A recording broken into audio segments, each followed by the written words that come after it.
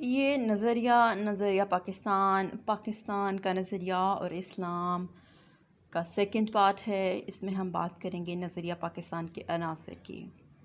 اگرچہ ہندوستان میں صدیوں سے ایک ساتھ رہتے ہوئے ہندو اور مسلم بنیادی طور پر دو مختلف مذہبی عقائد، معاشرتی رسومات اور ادبیات سے تعلق رکھتے ہیں، ان کا تعلق ان تہذیبوں سے ہے جن کے متضاد نظریات اور ایک دوسرے کے تصورات ہیں۔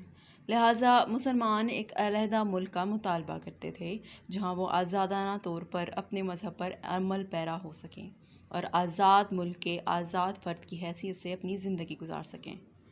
پاکستان کے نظریاتی اساس کے 5 عناصر ہیں: اسلام، دو قومی نظریہ، ٹو نیشن تھیوری، علاقائی زمین، ٹیریٹوریل لینڈ، نظامی نظام، democratic system, Urdu language, Urdu زبان۔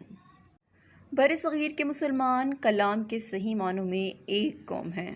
ان کی قومیت کے اڈے علاقائی، نسلی، لسانی نہیں ہیں، بلکہ وہ ایک قوم ہیں کیونکہ وہ اسی مسلک سے تعلق رکھتے ہیں، اسلام۔ لہٰذا انہوں نے حق خود ارادیت کا حقدار بننا اپنا بنیادی حق سمجھا۔ انہوں نے یہ کہتے ہوئے دعویٰ کیا ہے کہ مسلم اکثریتی علاقوں کو ایک علیحدہ اور خود مختار ریاست کا درجہ دینا چاہیے جس میں وہ پیغمبر اسلام صلی اللہ علیہ وآلہ وسلم کے مقدس قرآن اور شریعت کی تعلیمات کے مطابق آزادانہ طور پر اپنی زندگی گزار سکیں۔ انہوں نے مسلم ممالک کے درمیان اتحاد کے رشتوں کو مضبوط بنانے کے لیے اپنی ریاست کی خواہش کی۔ 11ویں صدی کے آغاز میں البیرونی نے دیکھا کہ ہندو تمام معاملات میں اور عادات میں مسلمانوں سے مختلف ہیں۔ البیرونی کی تحریر اور قائد اعظم کی تقریر میں فرق صرف اتنا تھا کہ البیرونی نے حسابی کتابی پیش گوئیاں کیں جبکہ قائد اعظم نے اپنے دلائل کی تائید کرنے کے لیے تاریخ رقم کی تھی۔ قائد اعظم نے کہا، ہم صرف پاکستان سے زمین کا ایک ٹکڑا رکھنے کا مطالبہ نہیں کرتے ہیں، لیکن ہمیں ایسی لیبارٹری کی ضرورت ہے جہاں ہم اسلامی اصولوں پر تجربہ کر سکیں۔ دو قومی نظریہ، ٹو نیشن تھیوری۔ نظریے کا بنیادی تصور یہ ہے کہ مسلمان ایک الگ شناخت حاصل کریں، ان کی ایک علیحدہ ریاست ہونی چاہیے جہاں وہ اسلامی شریعت اور سنہری اصولوں کے مطابق اپنی زندگی گزار سکیں، ان کے مذہب کو آزادانہ طور پر پہچانیں اور اسلامی روایات کی حفاظت کریں۔ ایک موقع پر قائد اعظم نے کہا، مسلمان مسلمانوں سے مطالبہ کرتے ہیں کہ وہ اپنے نظام زندگی، اپنی ثقافتی نشو و نما، اپنی روایات اور اسلامی قوانین کے مطابق حکمرانی کر سکیں۔ یوں نظریہ کے اس بنیادی تصور نے برصغیر میں 2 اقوام کے تصور کو جنم دیا اور اس کے نتیجے میں پاکستان تشکیل پایا۔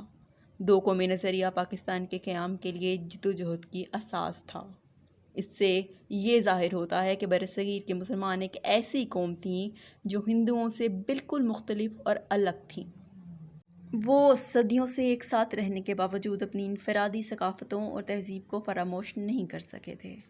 سر سید احمد خان نے سب سے پہلے جاگ اٹھنے کی آواز دی اور انہوں نے مسلمانوں کو تسلط کے لیے اسی طرح کے ہتھیاروں کی جدید تعلیم اور علم کے ساتھ مشکلات کا مقابلہ کرنے کے لیے تیار کرنے کا فیصلہ کیا۔ اسی کے ساتھ ان کی علی گڑھ تحریک، ان کی کتابیں رسالہ تہذیب الاخلاق، انہوں نے بیداری کی تحریک شروع کی۔ انہوں نے برصغیر میں مسلمان برادری کو متحد کرنے اور جذب کرنے کے لیے گراؤنڈ تیار کیا۔ نواب محسن الملک اور دیگر سمیت ان کے ساتھیوں نے ایسی صورتحال پیدا کر دی جس کی وجہ سے ڈھاکہ میں 1906 میں آل انڈیا مسلم لیگ کا قیام عمل میں آیا، جو پاکستان تحریک کی تاریخ کا ایک اہم مقام ہے۔ 22 مارچ 1940 کو آل انڈیا مسلم لیگ لاہور جلسہ میں اجلاس سے اپنے صدارتی خطاب میں پاکستان کے بانی محمد علی جناح نے واضح کیا کہ ہندو اور مسلمان دو مختلف مذہبی فلسفوں، معاشرتی رسومات اور ادبیات سے تعلق رکھتے ہیں۔ نہ تو وہ نکاح کرتے ہیں، نہ ہی ایک دوسرے کے ساتھ باہمی مداخلت کرتے ہیں، اور واقعی وہ دونوں مختلف تہذیبوں سے تعلق رکھتے ہیں جو بنیادی طور پر متضاد نظریات اور تصورات پر مبنی ہیں۔ اس کے بعد یہ دونوں قومی نظریہ کا گھماؤ اور مادہ ہے جس نے 2 ہندو اور مسلم ریاستوں میں برطانوی ہندوستان کی تقسیم کی بنیاد تشکیل دی۔ ہندو اکثریت والے علاقوں میں ہندوستان کی تشکیل ہوئی اور مسلمان اکثریتی علاقے پاکستان کے انوکھے نام سے اکٹھے ہوئے۔ اسی بنیاد پر قائد اعظم نے ہندو اور برطانوی نو آبادیات کی مشترکہ ہندو مسلم قومیت کی خواہش کو پائپ خواب کے طور پر مسترد کر دیا تھا۔ یکجہتی کی عقیدت کے ساتھ انہوں نے اس لعنت کا مقابلہ کیا اور ایک علیحدہ مسلم شناخت کو تسلیم کرنے میں کامیابی حاصل کی۔ 1941 میں مدرسوں میں مسلم لیگ کے 28ویں سالانہ اجلاس میں قائد اعظم نے باضابطہ طور پر اس مقصد کو مسلم لیگ کا نظریہ قرار دیا۔ یہ وہی نظریہ ہے جو نظریہ پاکستان کا دوسرا اہم ناقابل تسخیر ہے۔ علاقائی زمین یعنی ٹیریٹوریل لینڈ پاکستان کے اجزاء میں زمین تیسرا بڑا عنصر ہے۔ اسلامی نظریہ کے اخراج، استحکام اور فروغ کے لیے زمین کا یہ ٹکڑا بہت ضروری تھا۔ قائد اعظم نے مارچ 1941 میں پنجاب مسلم اسٹوڈنٹس فیڈریشن سے اپنے خطاب میں کہا، محض ملت کے نعرے لگانے سے کچھ نہیں حاصل ہوگا۔ ہم ایک قوم ہیں اور قوم فضا میں زندہ نہیں رہ سکتی۔ اسے آباد کرنے کے لیے ایک آزاد سرزمین کی ضرورت ہوتی ہے جہاں ہم حکمرانی کر سکتا ہے اور ہمارا مطالبہ ایک جیسا ہے۔ تاہم آل انڈیا مسلم لیگ 23 مارچ 1940 کو ہندوستان کے شمال مغربی اور مشرقی علاقوں جیسے اکثریتی علاقوں میں مسلمانوں کی تعداد کے لحاظ سے ایک علیحدہ وطن کا مطالبہ کرتی ہے۔ جناح کی انتھک اور پرعزم کوششوں کے ساتھ 7 سال کے اندر ایک الگ وطن تیار کیا گیا۔ جمہوری نظام، ڈیموکریٹک سسٹم۔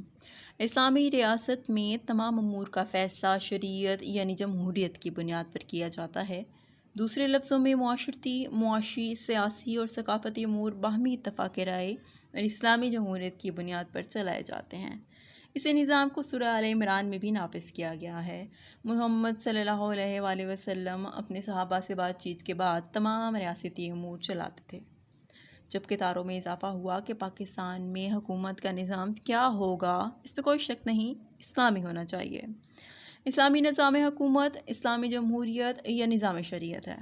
پاکستان کی تخلیق اجماع امت کی شاندار مثال ہے۔ پاکستان کے قیام کے وقت تمام مسلم اکثریتی صوبوں میں ریفرینڈم کرایا گیا تاکہ وہ پاکستان میں شامل ہونے پر رضامندی لیں۔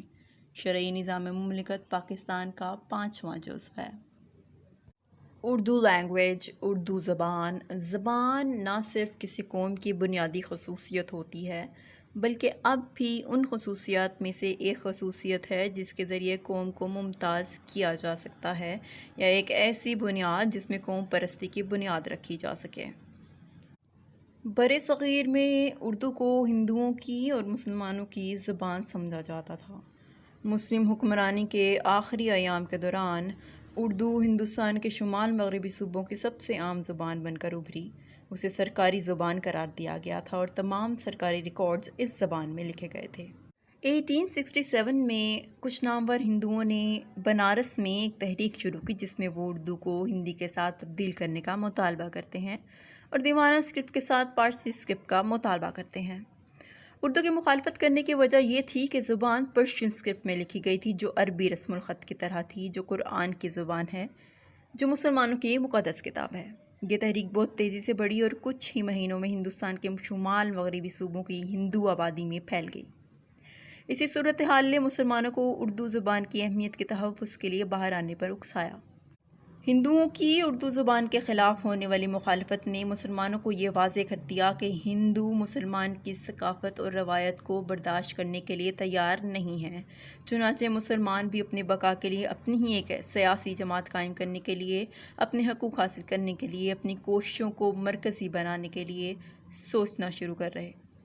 اس کے نتیجے میں تمام انڈیا مسلم لیگ، آل انڈیا مسلم لیگ 30 دسمبر 1906 کو قائم ہوئی۔